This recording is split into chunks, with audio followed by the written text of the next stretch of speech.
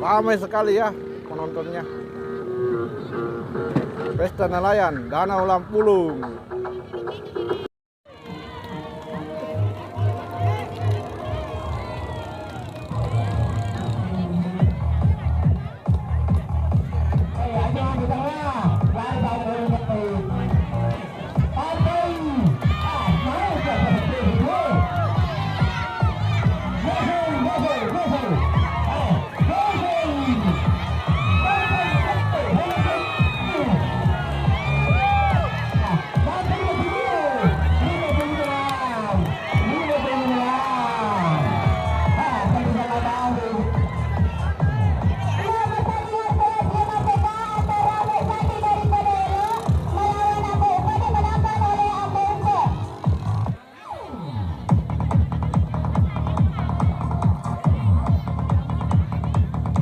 Paluranya tadi saya bawa Salman.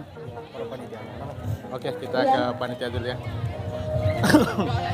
Bersiap-siap berat 13 PK antara Sabri dengan Ferry Irawan. Wah, ini sih ya. Kita mau ketemu Pak Lurah, Pembawa Salman. Oh ya, Bos. Assalamualaikum warahmatullahi wabarakatuh. Sementara saya bertemu dengan Pak Lurah Andi Bau Salman. Jadi biasa dipanggil Pumbau ya. Pumbau di wajah. Beliau adalah Lurah Patiro Sompa. Tapi Pak Lurah, ini kegiatan apa Pak Lurah? Tapi Bismillahirrahmanirrahim. Assalamualaikum warahmatullahi wabarakatuh. Syukur alhamdulillah hari ini nelayan bermukim di Danau Lampulung khususnya di Tomodi ini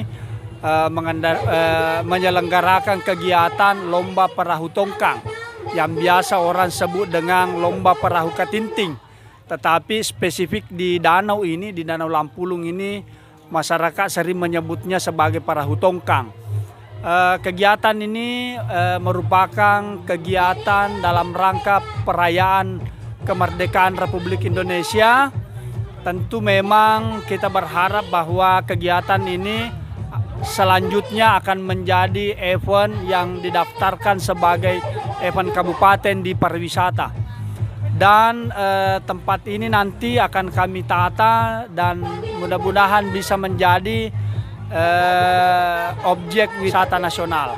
Tentu dalam rangka meningkatkan pendapatan nelayan, sehingga di danau ini selain sebagai ajang menangkap ikan, tetapi pendapatan nelayan juga sudah menjadi bagian daripada pendapatan di objek pariwisata. Perlu saya sampaikan bahwa Danau Lampulung ini berada di 2 kelurahan dan 1 desa. Di tempat ini kita berada di Kelurahan Patiro Sompa, di mana Danau Lampulung ini menjadi bagian wilayah Patiro Sompa, dan berada di wilayah Atakai dan berada di Desa Padailo. Sehingga yang melaksanakan kegiatan ini dan melakukan lomba itu nelayan berada di 3 tempat itu. Yang kedua, saya ingin sampaikan bahwa event ini adalah murni dan atas prakarsa seluruh nelayan, sehingga pemerintah hanya mengarahkan, kemudian memberi motivasi, sehingga alhamdulillah dapat disaksikan bahwa kegiatan ini insya Allah sukses. Dapat saya sampaikan bahwa kita juga bersyukur bahwa beberapa sudah menjadi mensupport kami, termasuk adalah rumah tua, ada anggota DPRD, ada ASN, ada Toko Rahmat, ada Joyful.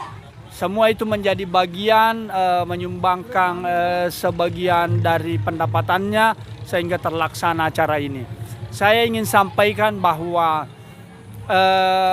ke depan tempat ini kita berharap bahwa tempat ini menjadi hidup besar sebagai sebuah objek wisata. Perlu kita pahami kenapa ajang ini kita lakukan. Kita akan memperkenalkan Danau Lampulung ini kepada seluruh masyarakat bahwa ada danau selain Danau Tempe yang lebih indah, lebih elok, lebih asri dibanding Danau Tempe. Sehingga kalau ada yang datang di tempat ini maka akan berbetah-betah berada di tempat ini. Bisa dibayangkan kalau kita duduk di tempat ini, maka hampir seluruh Danau Lampulung bisa kita saksikan di tempat ini. Tidak ada danau yang bisa seperti itu. Tapi di Danau Lampulung ini ketika Anda berada di ujung Tomodi, Anda duduk saja tidak perlu berdiri, maka hampir seluruh danau yang ada di Lampulung bisa kita saksikan. Dan ternyata memang ada ciri khas dari danau ini, bahwa ternyata produksi ikan nila di tempat ini jauh lebih melimpah dibanding dengan danau-danau yang lain. Yang kedua, cita rasa ikan nila yang ada di sini, orang Bugis sering bilang Balai Kamboja, itu memiliki ciri khas yang berbeda dengan Danau Tempe dan danau yang lain. Sehingga kalau ikan dari danau ini disajikan dalam meja yang sama, maka ketika dicicipi langsung kita bisa kenal bahwa ini adalah ikan dari Lampulung. Itu ciri khasnya. Yang kedua, ada ciri khusus dengan perahu-perahu yang lain di danau-danau yang lain. Kalau di tempat ini hampir semua perahu dan semua perahu itu berbentuk kerucut segitiga, sehingga disebut perahu tongkang. Tidak sama dengan perahu-perahu yang ada di tempat lain, termasuk di Danau Tempe. Kalau di Danau Tempe itu khas perahu pada umumnya. Tapi kalau di sini ya memang berbentuk perahu tongkang, sehingga memudahkan nelayan ketika menangkap ikan dengan menggunakan tongkang. Saya ingin sampaikan bahwa hampir semua perahu yang ada di sini itu diproduksi sendiri di sini. Karena hampir semua di pengrajin kayu di sini itu selain pengrajin perahu juga pengrajin lemari. Sehingga kedua hal itu dipadukan, di samping menjadi nelayan juga sebagian menjadi pengrajin lemari, meja, kursi dan lain sebagainya. Sehingga kalau Anda saksikan perahu di sini, itu pasti Anda melihat keunikannya karena dia berbentuk segitiga kerucut. Disebutlah sebagai perahu tongkang. Sehingga unik. Yang lain ingin saya sampaikan bahwa insya Allah bulan depan saya berencana akan melepas kurang lebih 6.000 bibit ikan emas di bulan depan. 2 bulan yang lalu saya sudah lepas 4.000 bibit ikan nila, termasuk bibit ikan nila merah. Sehingga di tempat ini kita bersama nelayan sepakat bahwa bibit-bibit ikan yang sudah kita lepas hanya boleh ditangkap ketika sudah berumur 3 bulan ke atas.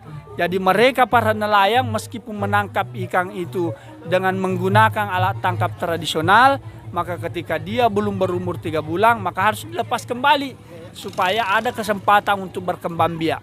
Karena ikan nila warna merah ini itu kita akan budidayakan di sini dan sudah kita lepas bibitnya. Dan insya Allah bulan depan 6.000 kurang lebih bibit ikan emas itu juga akan kita lepas. Sehingga saya selalu katakan pada nelayan, kita harus tegas. Ini demi kelangsungan danau, demi kelangsungan penghidupan para nelayan, maka kita harus tegas bahwa tidak boleh menggunakan alat tangkap di bawah alat tangkap yang sudah ditentukan oleh Perda. Sehingga siapapun nelayan yang melanggar itu langsung kita perhadapkan kepada Macuata Pareng, artinya orang yang dituakan dalam hal kerukunan para nelayan. Demikian yang bisa saya sampaikan, mudah-mudahan segala niat baik kita untuk mengembangkan danau ini sebagai bagian daripada budaya nasional menjadi bagian dari rahmat Allah dari Allah Subhanahu wa taala. Sekian, assalamualaikum warahmatullahi wabarakatuh. Waalaikumsalam warahmatullahi wabarakatuh. Terima kasih banyak Pumbau, sangat jelas sekali ya informasinya. Ya, terima kasih banyak. Sekian dulu video wawancara bersama Pumbau Salman, Lurah Pati Resompa.